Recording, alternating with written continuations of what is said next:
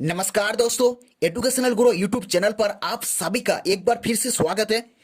तो आज हम लोग बात करेंगे कि डिफरेंस बिटवीन अर्थिंग और ग्राउंडिंग्स। तो देखिए, अर्थिंग और ग्राउंडिंग्स के बारे में क्या क्या, इसके बीच में क्या क्या डिफरेंस होती है, उसके ऊपर हम लोग बात करेंगे इस वीडियो के अंदर। तो अगर आपकी मन में या फिर आप सोचते हो कि अर्थिंग और ग्राउंडिंग जो है एक तरह से सेम ही चीज़ है, एक तरह से सेम ही है, तो आपको इसके बारे में यानी अर्थिंग और ग्राउंडिंग के बारे में इसका कंसेप्ट आपको थोड़ा सुधारना पड़ेगा, क्योंकि ये के दोनों हमारे डिफरेंस कंसेप्ट है। अर्थिंग जो है और जो ग्राउंड है, ये दोनों के दोनों हमारा डिफरेंस कंसेप्ट है। तो इस कंसेप्ट को आपको सुधारना पड़ेगा। हालांकि इस टॉपिक के बारे में बहुत सी लोगों के मन में कंफ्यूजन रहता है, बहुत सी लोगों के मन में डाउट भी रहता है इस टॉपिक के बारे में।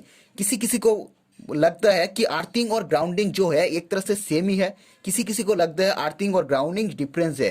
तो ये जो आपके मन में जो डाउट है, इस डाउट को पूरी तरीके से क्लियर करेंगे इस वीडियो के अंदर। तो पूरी जानकारी के लिए वीडियो को आखिर तक जरूर देखिएगा। तो स्टार्ट करते हैं।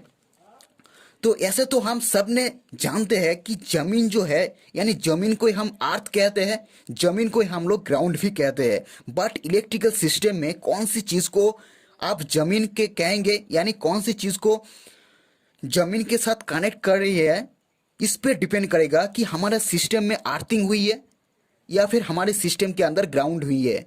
यानी मैं यही बात बोलना चाहती हूँ कि जमीन के साथ किस चीज को हम लोग कनेक्ट करते हैं, उसी से डिपेंड करेगा कि हम इसको अर्थिंग कहेंगे या फिर इसको हम ग्राउंड कहेंगे। तो चलिए बात करते हैं। तो फ्रेंड्स, आपको मालूम ही होगा कि हमारी घर के जो 230 वोल्ट की जो पावर सप्लाई आती है, वो हमारी एरिया में जो 440 वाला जो पोल माउंटेन सबस्टेशन है उसी से आ रही है। तो वो जो पोल माउंटेन सबस्टेशन के अंदर हमारे एक ट्रांसफार्मर भी रहती है। तो उस ट्रांसफार्मर में जो न्यूट्रल पॉइंट है, यानी आप कहेंगे ये ट्रांसफार्मर है, न्यूट्रल पॉइंट कहाँ से आती है? तो देखिए, ट्रांसफार्मर में जो सप्लाई आती है 11 केवी जो सप्लाई इनपुट सप्लाई है, और उसमें हम लोग क्या करते हैं, डेल्टा कनेक्शन होती है, और जो आउटपुट सप्लाई जो निकलती है उसी से उसको हम स्टार कनेक्शन करते हैं। तो स्टार कनेक्शन में हम लोग न्यूट्रल भी आती है। तो न्यूट्रल कहाँ से आती है? जो तीनों फेज है, यानी आर वाई बी जो तीनों फेज है, वो तीनों फेज को हम एक कॉमन पॉइंट बनाते हैं, यानी कॉमन पॉइंट को हम न्यूट्रल कहते हैं।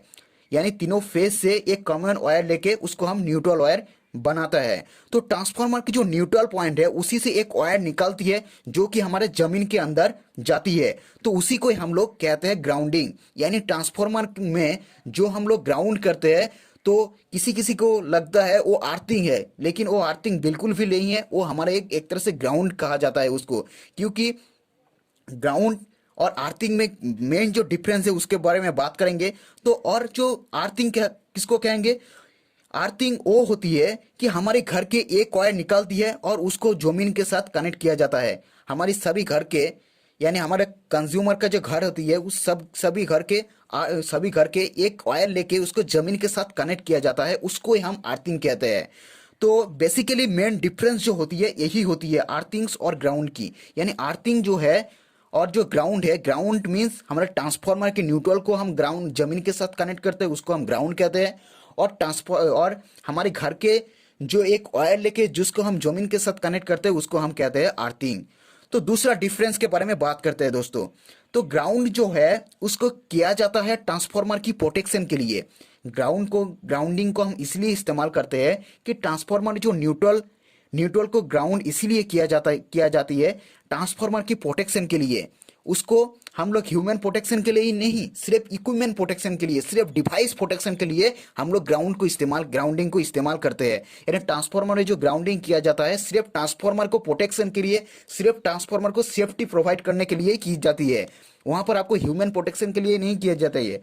लेकिन अर्थिंग हम किस लिए करते हैं? देखिए, अर्थिंग जो होती है, अर्थिंग हम किस पे करते हैं? मोटर ले लीजिए, मोटर्स का बॉडी ले लीजिए, फ्रिज वगैरह ले लीजिए, उस पे जो बॉडीज है उस बॉडीज के अंदर हम लोग अर्थिंग के साथ कनेक्ट करते हैं। तो अर्थिंग जो होती है हमारी ह्यूमन बॉडी और इक्विपमेंट, ये दोनों को प्रोटेक्शन प्रोवाइड कराती है। तो बेसिकली डिफरेंस यही है, ग्राउंडिंग जो है वो सिर्फ इक्विपमेंट प्रोटेक्शन के लिए इस्तेमाल की जाती है, और हमारी जो अर्थिंग होती है वो हमारी ह्यूमन प्रोटेक्शन और इक्विपमेंट प्रोटेक्शन, ये दोनों के लिए इस्तेमाल की जाती है। तो ये था दूसरा बेसिक डिफरेंस के। और तीसरा एक बेसिक डिफरेंस है, उसके बारे में भी बात करते हैं। देखिए, बेसिकली अर्थिंग बेसिकली ग्राउंडिंग जो होती है वो करेंट कैरिंग मटेरियल्स पे होती है, यानी जो हमारी करेंट कैरिंग मटेरियल्स हो उसी को सिर्फ ग्राउंडिंग कहते हैं, यानी ग्राउंडिंग की जाती है। और जो नॉन करंट करिंग जो मटेरियल्स है उसको अर्थिंग की जाती है। एक एग्जांपल देता हूँ, उसे से आप अच्छी तरह से समझ जाएंगे।